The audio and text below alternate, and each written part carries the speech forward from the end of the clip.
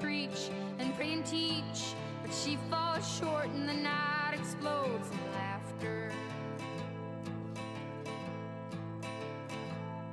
Don't you come here and say I didn't warn you about the way your world can alter, and oh how you try to command it all still. Every single time it all shifts one way or the other. And I'm a goddamn coward, but then again so are you. And the lions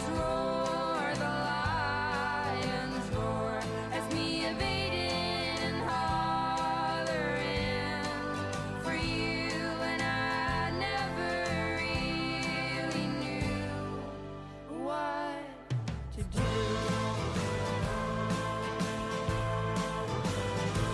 And every once in a while I'd sing a song for you that would rise above the mountains and the stars and the sea. And if I wanted it to, it would lead you back to me.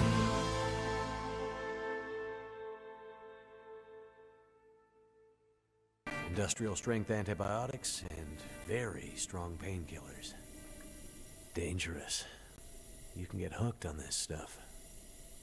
Let's hope we don't need it.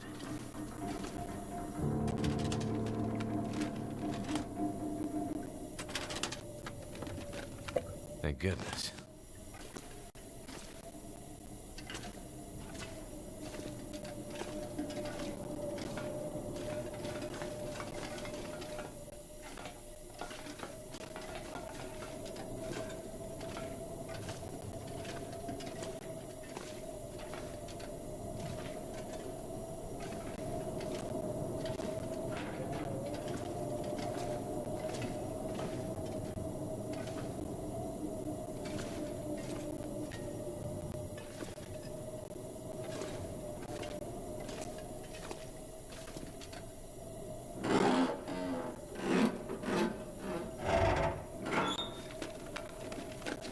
Hope I can still eat this.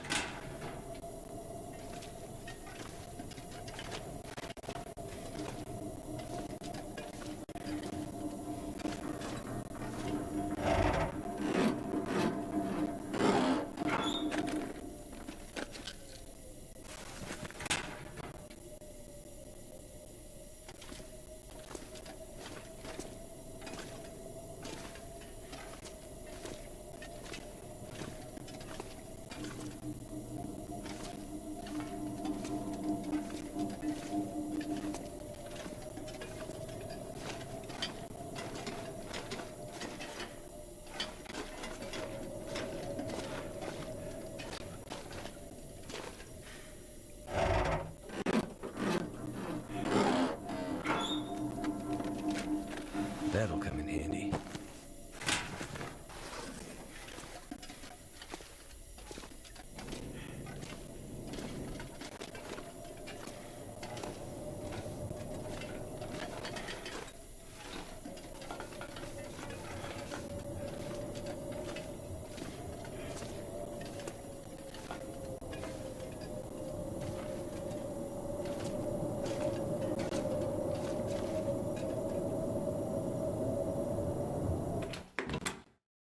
I'd better check in on that old trapper.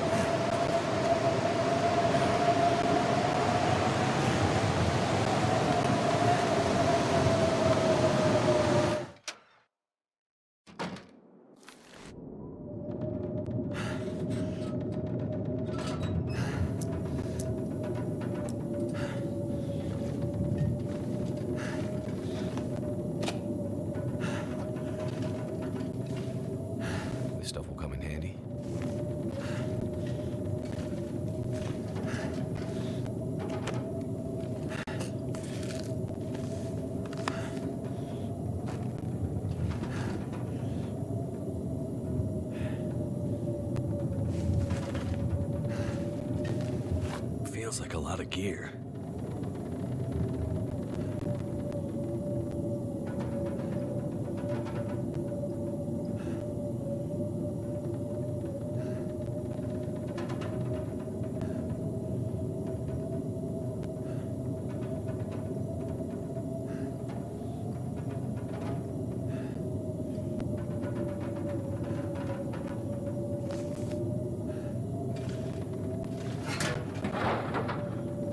Hope I can still eat this.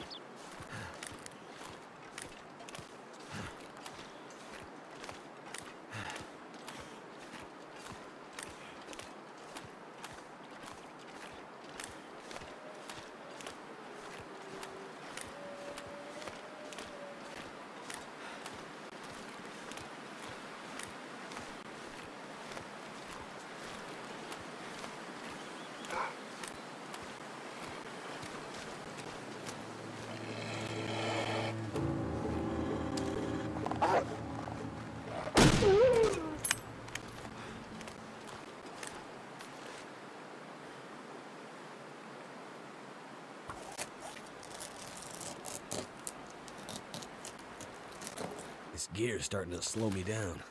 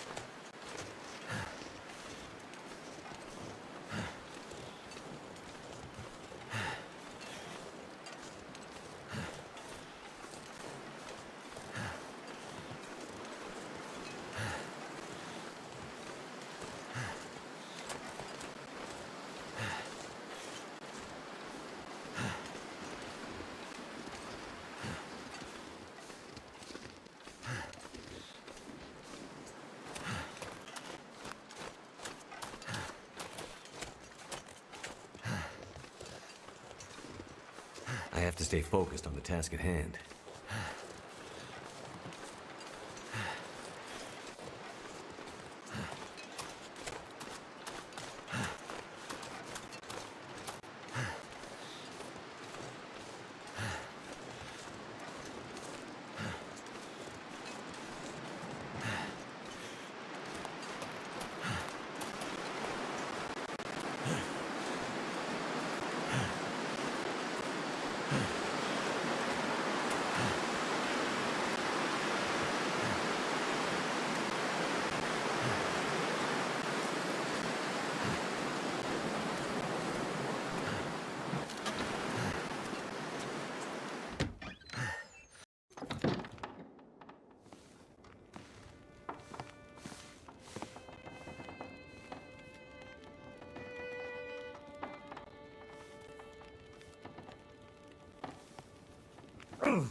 Oh, shit.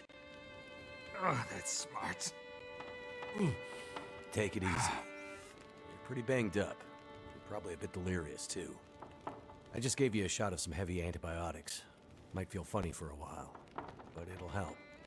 And you're gonna need some time to recover. Time? You don't have time. We need to get a message out. It's important. Message? You mean to your friend, asking for medical help? Never mind that. Help me up so I can look at the radio. Let's see if the parts you brought back are any good.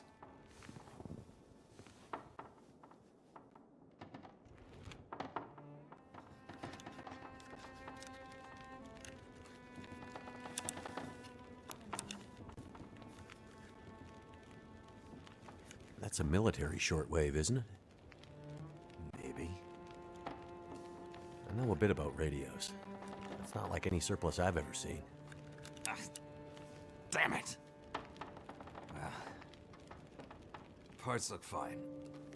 So, whatever's wrong with the radio goes deeper than that. What could it be? Something to do with the power. Fuses. Transformers, maybe. We have bigger problems to deal with first. That bear's out there, hunting us. He's a smart old bastard. He'll keep us from getting out, getting supplies, finding help. Eventually, he'll either get us, or starve us out. Ah! Oh. I gotta lay down. Help me back to the bed.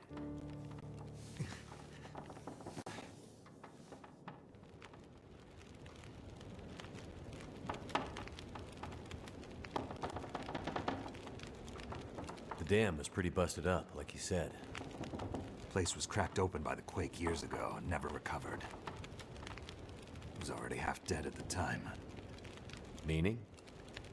The dam dates back to the 60s. Industrialists from the mainland wanted to use it to power a mining town he was planning to build. But the bottom fell out of the price of coal, and he had to abandon those plans. Some fool tried to get it running again in the 80s. But then the forest talkers got involved, and that was the end of it. Pretty sure the quakes finished the job once and for all.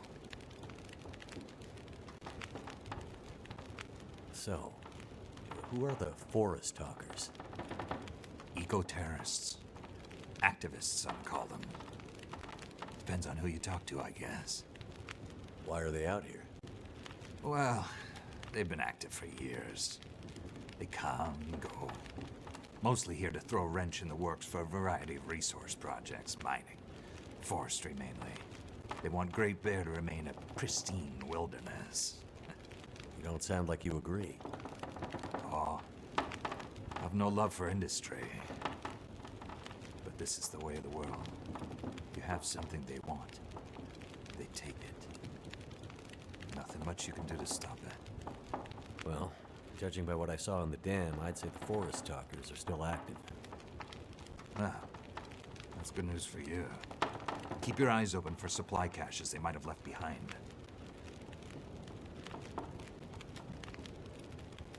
Can you tell me anything about where we are? Well, This whole area takes its name from Mystery Lake nearby. It's kind of a wilderness preserve, though you wouldn't know it from the logging trucks. Not much around there, apart from some lake cabins that'll be locked up for the season. You've already seen the dam. Railroad passes through the area. Trains come through once in a while. Fewer every year. The whole area's mostly dead. Most of the year. You sound like you like it that way. I sure do. So, no other people living out here? You gotta understand. The collapse destroyed Great Bear. There's nothing here to stay for. You meet anyone out here? Chances are they're hiding from something. Or someone. And you? Why are you here? I have my reasons. What's this unfinished business between you and the bear? Me and the old bear. Every time we meet, we make a little trade. And what do you trade? Each other's blood, mostly. Sounds like a losing proposition. Oh, I'm sure it will be. For one of us. The main reason I'm out here is I'm looking for someone. You won't find too many people out here. That's kind of the whole point. This is someone important to me. A woman. She may have passed through here a few days ago. She might have been injured. What makes you think she came through here? She passed through the tunnel leaving Milton. Then... I'm not sure. Well, the roads from Milton don't lead this way. Wherever she's headed, you'll have to cross the mountains to find her. Not an easy path, even for the most experienced outdoorsman. I'll do whatever it takes. You won't get far with that bear on the prowl. What we need is to get my radio up and running, so we can find out what the hell is going on. Maybe someone out there has seen your friend. The woman I'm looking for. She might be on her way to a place called Perseverance Mills. You know it? Yeah. Shit Nothing Town, north part of the island. Sounds about right. Yeah, I know it. We were on our way there, my passenger and I, when we crashed. I need to find a way to get there, or contact her. See if she's all right. You sure she's alive? Yeah, I'm sure. Well, normally I'd make some calls on the old shortwave. Whole area's been damn quiet since those lights in the sky. Even the wildlife's acting strange. But I might have an idea. What do you mean the wildlife's acting strange? You live out here long enough, you get a sense for the patterns in nature. Right now, the patterns are broken. Critters aren't behaving the way they should. It's like they're spooked or something. No, not spooked. But changed somehow. Best way I can say it is, things don't feel right. You said you had an idea. What do you have in mind? Well, it's a long shot. But I may know how we can find out about your friend. I'm listening. This shortwave, I use it to keep an ear open for what's going on. So how do we get the radio working? There's no reason I can see why it shouldn't be working. Well, what about more parts? Or another radio? We might find another radio. But I think I have a better idea. Problem is, it's no use with the old bear out there. Your path to a working radio, and our survival, is through that bear. We have to find a way to deal with him first.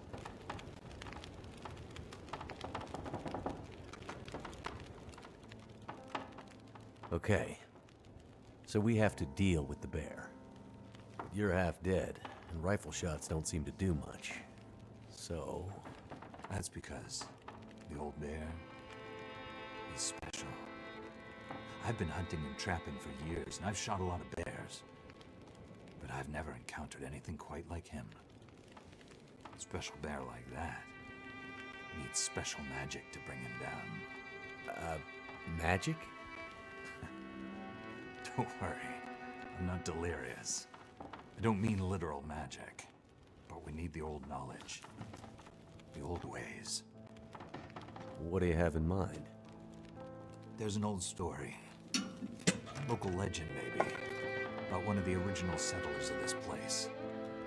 Spence. Story goes something like this. Spence shows up and sets up his claim shanty with his young family in tow. For generations, the family had been traders in the Hudson's Bay Company. Old voyageur stock, they say. Hard people. Survivors. One day, a bear shows up and menaces the homestead. Spence takes a shot at the bear, but it doesn't seem to do anything. Bear wanders off, but Spence's wife, she takes a turn. Slips into fever. For days, delirious, she screams about the bear. Local doctor can't do a thing for her, neither can the priest. A week later, a hired hand goes missing. And they find him. Just a body. Ravaged. Spence fears for his wife and kids. He's convinced some evil bear spirit is trying to kill them. Revenge for some slight in the past, maybe. Something in the family history. Spence gets some men together for a hunting party. They go out into the muskeg and track something big for days. Eventually corner it. It's a big son of a bitch. Biggest bear they'd ever seen. Man killer. Story goes, they empty their rifles into the bear and it just walks away. Like it's made of stone. They call it the demon bear after that. Wife's dying now. Spence believes the bear's evil spirit is killing her. Eating her soul. He can't get anyone to join him on another hunting party. They know rifles don't work. So he forges a spear. Like a boar spear, but bigger. From some old Hudson's Bay trapper's wisdom, apparently. He goes out into the muskeg, disappears for days, and then one morning, the wife's fever breaks. But nothing from Spence. Some men go out looking for him, and they find him. Half dead, blood all over him, body torn almost in two. The bear's work. The last thing he says is, "Spear stole the bear's soul. My wife is now free."